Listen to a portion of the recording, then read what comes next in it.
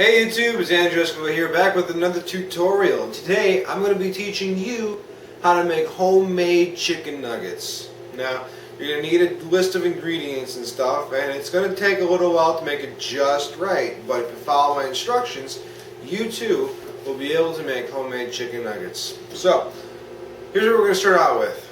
The first ingredient on the list is going to be vegetable oil. The next ingredient, which is the second ingredient you're going to need, is the breadcrumbs. This is very important that you have some.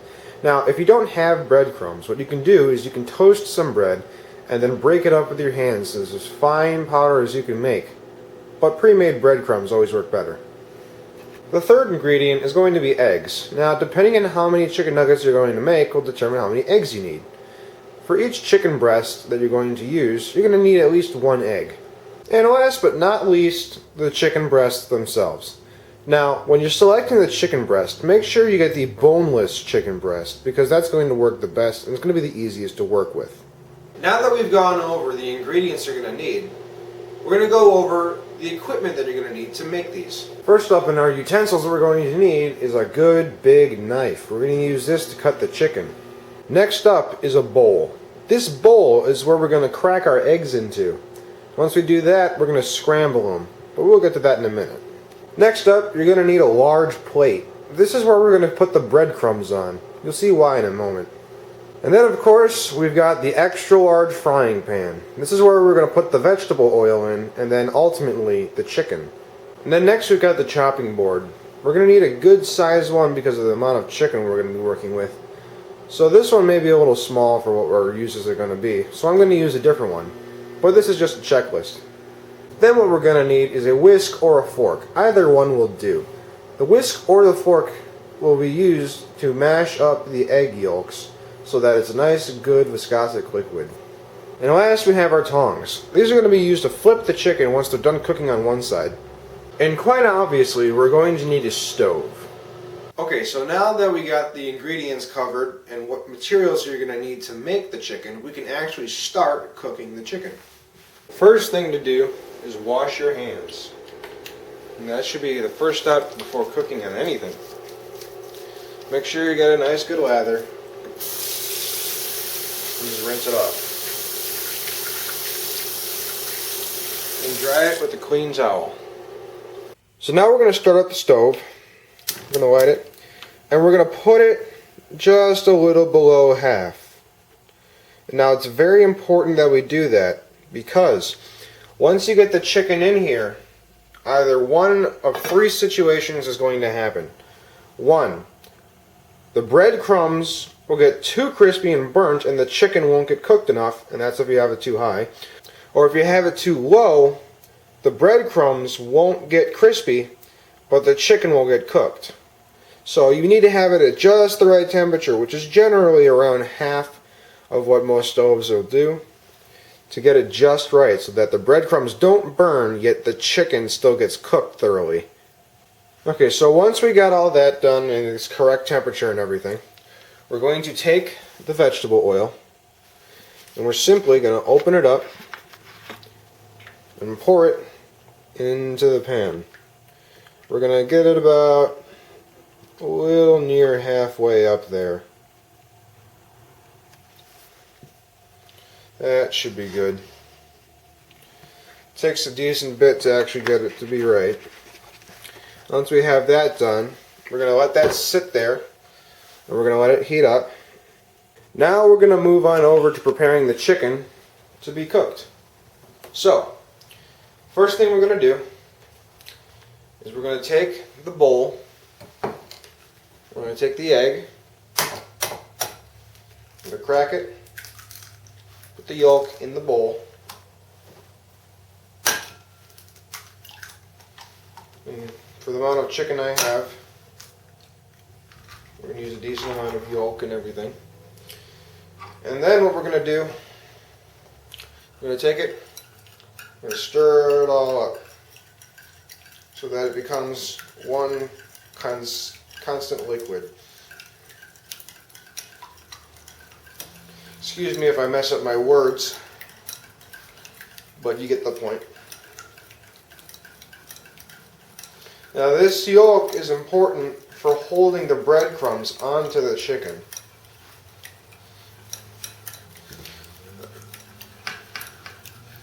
You can use a fork, like I said, for this, but I prefer to use a whisk. It works much better. You don't want to use a powered whisk or anything because that'll just make it go out of control. Doing it by hand, it should only take like less than a minute.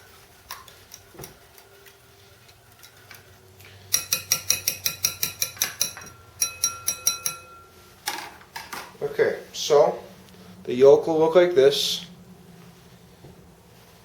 And let's put that over here for now. Next, we got the breadcrumbs. The breadcrumbs, really easy to just put on. What I'm going to do, spread the breadcrumbs.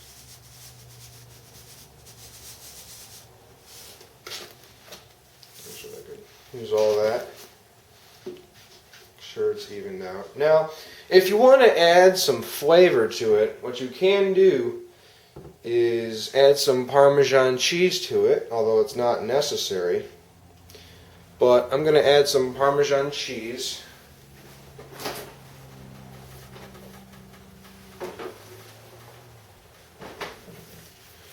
Some Parmesan cheese. Now what we're going to do is we're just going to sprinkle it in there. And we're going to stir it in there. Just mix the Parmesan cheese with the breading. And give it a nice cheesy taste to it. Just a little bit of it. So now that we got this, we're going to move this out of the way. And now comes the actual cutting of the chicken. Now be careful when you're cutting the chicken. You don't want to cut your finger off or anything. That'd be kind of bad. So ideally you're going to want nugget-sized chunks. So we're going to start off with some rectangular shapes. And we're going to make it smaller.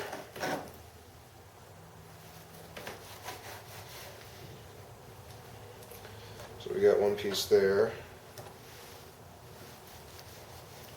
Another piece over there. So yeah, so mine has a little bit of junk parts to it, but we simply just cut the junk parts out. And we just take these rectangular shapes that we cut up. Keep making them rectangular. And then make them more square-like. And then you got that right there. You got a good start. So now that you've got a good amount, we're going to scoot this over to the side there. And we're going to do the same process with another piece of chicken.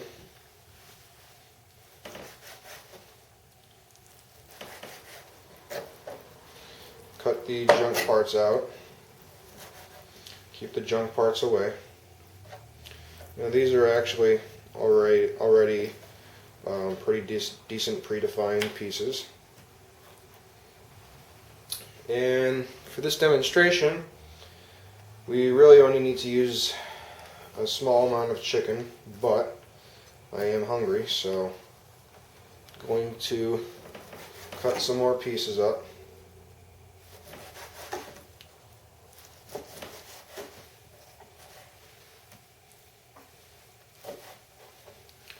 Because with a large frying pan, you can make large amounts at once, which is a good idea. It's going to be a good time saver. So I think I'm just going to cut up all the chicken. So bear with me here. I'm doing this, real time and everything, so that you can follow along. Now make sure your chicken is defrosted if you had it in the freezer. Kind of a given, so I didn't say that in the beginning, but if you heard that background noise, that was me defrosting the chicken. And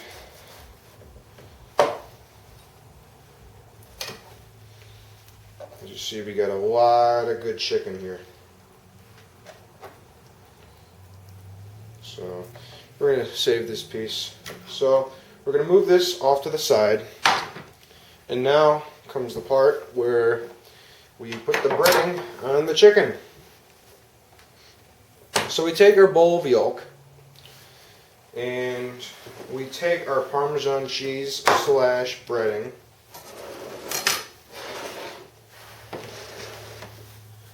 Move it all in there for you.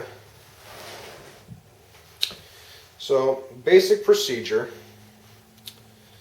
We're going to need one extra plate for this because we want to have a nice little plate for the chicken.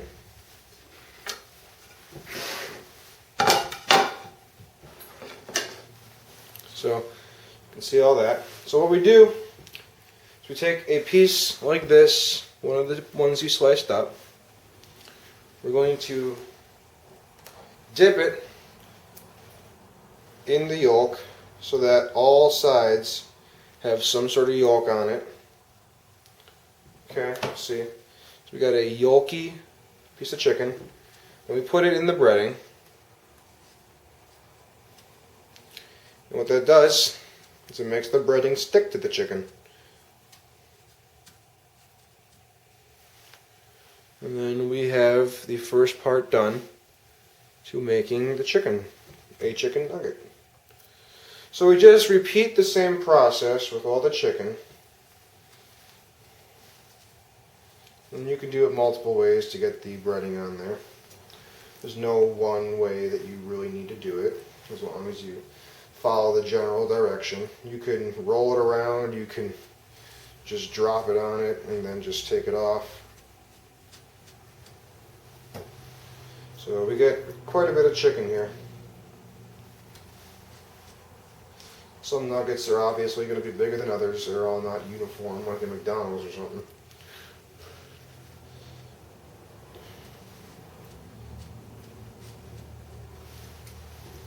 And I guess I'll do one plate worth of chicken.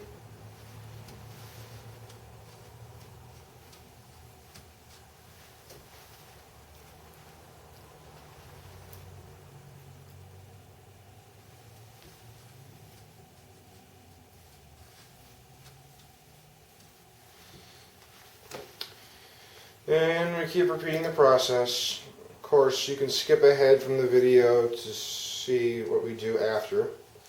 But if you'd like to stay with me, that's fine. And your hands are going to get a little bit weird feeling because there will be some breadcrumb buildup on your hands.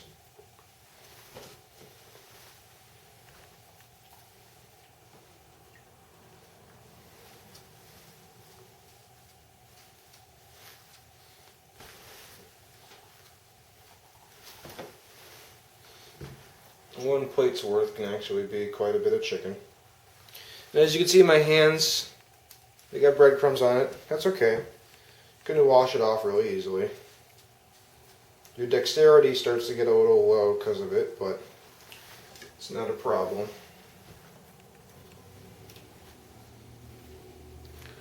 Move it around in there.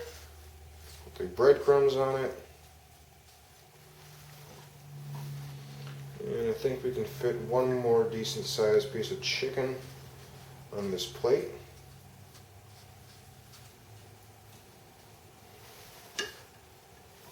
Okay, so we got an entire plate's worth of chicken. I'm going to wash my hands really quick, so stay with me here.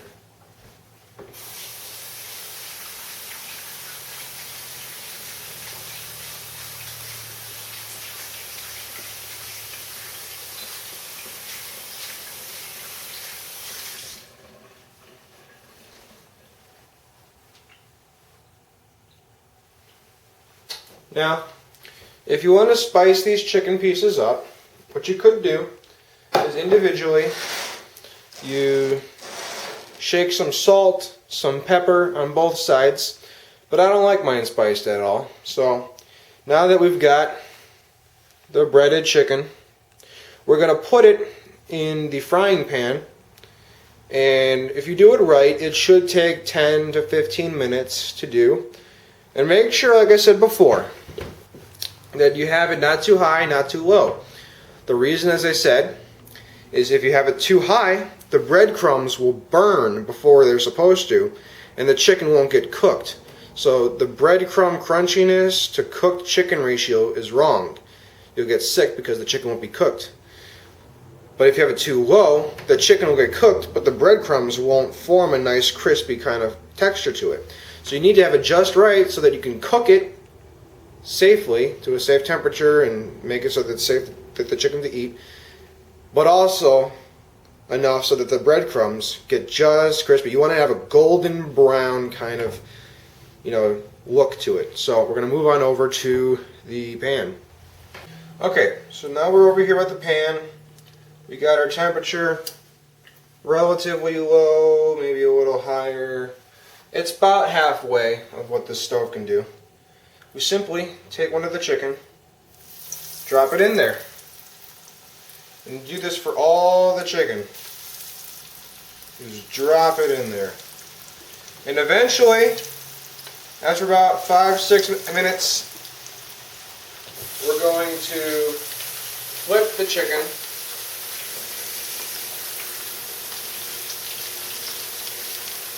And I burnt myself there a little bit.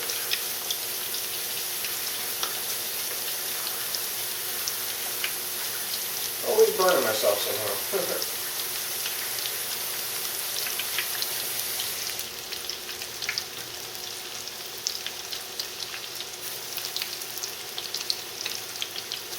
I think we got it a little too high, so I'm going to lower it up a bit.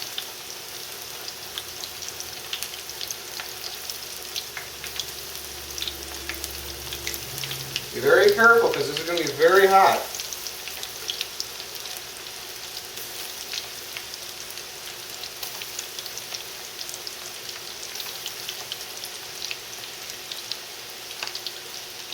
So we got temperature relatively low.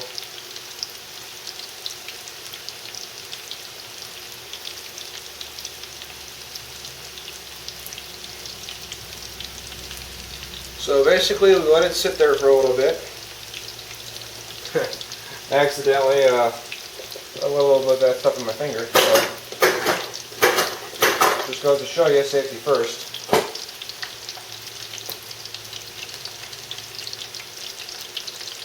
If you do happen to get a little bit of that vegetable oil on your finger, take an ice cube and just put it on the finger for a little bit. So we got it cooking nice, and we're going to let it cook for a little bit. I'm going to set the timer to, let's say, 5 minutes. Kitchen timer, 5 minutes.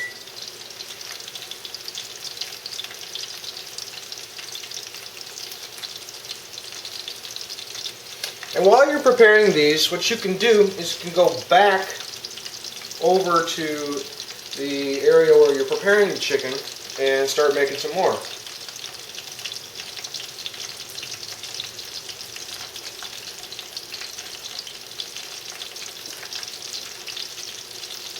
Notice they're getting a nice golden brown kind of look to it. That's what you want. If you overdo it, if you make it too hot, it'll turn black. Like start to get really dark. That's when you know you've got it way too high. When it doesn't do much of anything, if it's not golden brown, it means you got it too low. So I think I got it right about where I want it, so that the breadcrumbs are not burning, but at the same time the chicken is still getting cooked.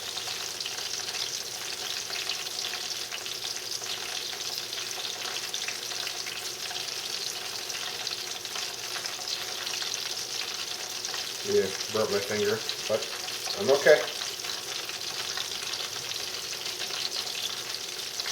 And once these come out and they're done, you're going to want to let them sit for a few minutes because they will be hot.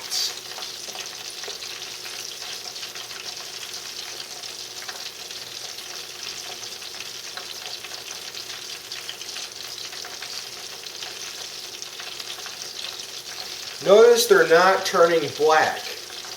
As I said before, that's a good sign. So actually I've got my stove relatively low. It's maybe 1/4 the way that it is. And if you cook it too low, that's fine, because you could just put it back in a little higher temperature so that the chicken gets cooked all the way. But if you cook it too high, there's no going back. You've just wasted the chicken. So better too low, and then to make it go higher than to have it too high in the first place.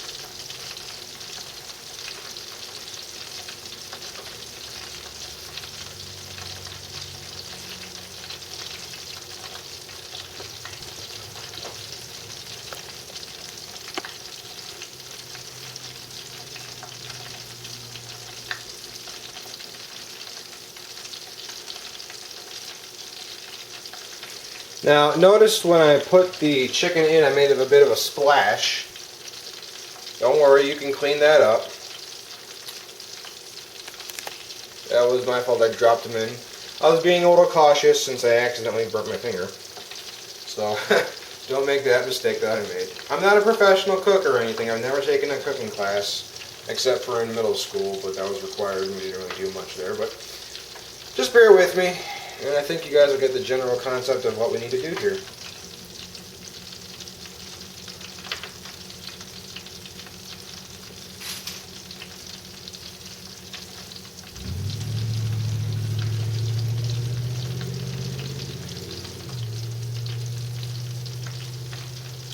Alright, it's been a few minutes, which means we can take our tongs, trusty tongs, and we take it, we flip it. See, the top part is not cooked at all. So we take it, flip it, so that both sides get nice and cooked.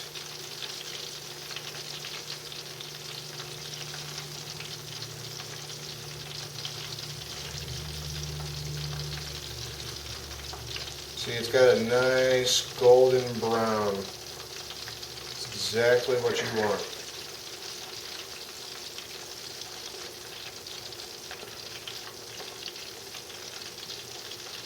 And it's going to turn out nice. It's going to be crunchy, not burnt, and it's going to be well cooked.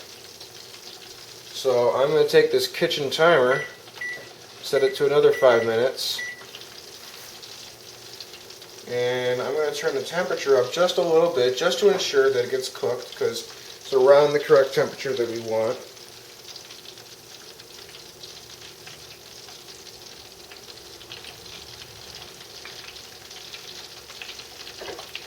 I'm going to show you how to make sure that it's cooked without eating it.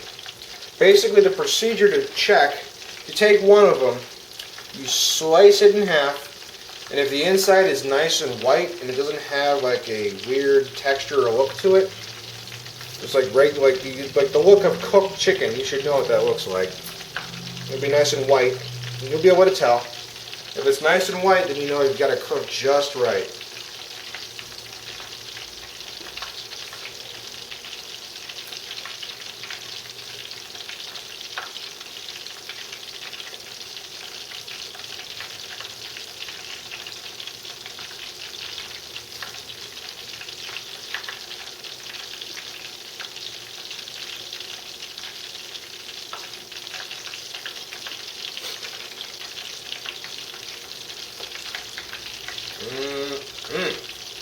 Smells fantastic.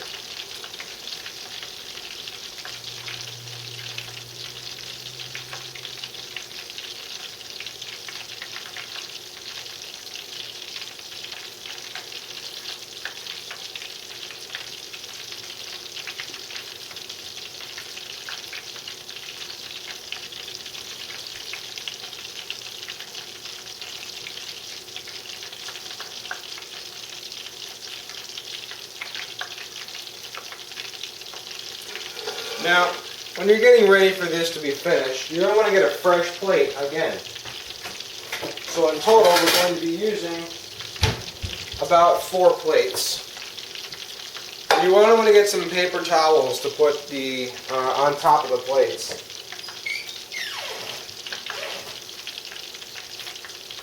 Or even even napkins will do. The reason why we put napkins on the plate here is so that when we put it on the napkins, it will absorb some of the grease or vegetable oil so that it's not soggy in any way. It makes it just a little bit more healthy by taking some of it out. So we're about maybe 7 minutes or so into cooking these, and so far it's still going pretty good. Notice it's not dark, like blackish. Blackish is bad. It's nice, it's got the golden brown.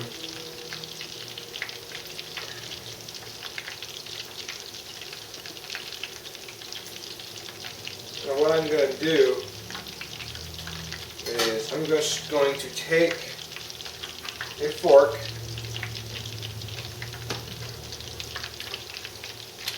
and a steak knife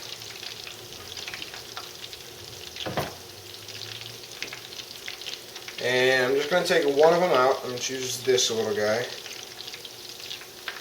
I'm going to put him on the plate. I'm going to cut it to make sure that it's cooked. And yeah, this is cooked.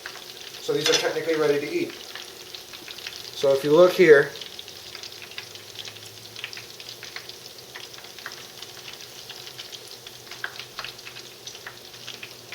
you see that it's got the nice white texture to it.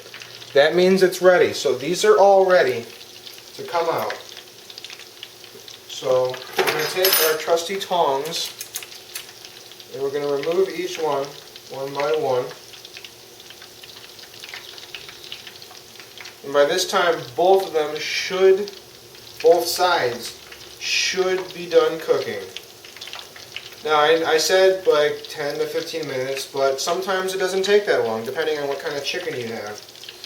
Now, there's different grades of chicken that'll take different amount of times, depending on if it's defrosted or still somewhat cold, you know. It really depends, but mine right now are actually fine to be taken out because you got the nice golden brown to it.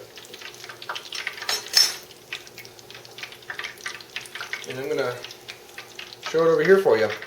This is what it should look like. This is a good batch. And there goes the timer. So as you can see, it's a golden brown and the chicken is fully cooked, which means we didn't overcook it, we didn't undercook it, and we didn't burn the breading. So that is how you make homemade chicken nuggets, my friends. And now all you do is just you let them sit for about 5-10 minutes to cool down so that they're safe to eat. So that, my friends, is how you make home-style chicken nuggets.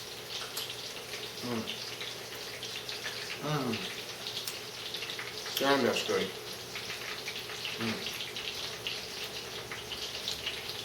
Seriously, try it. It's awesome.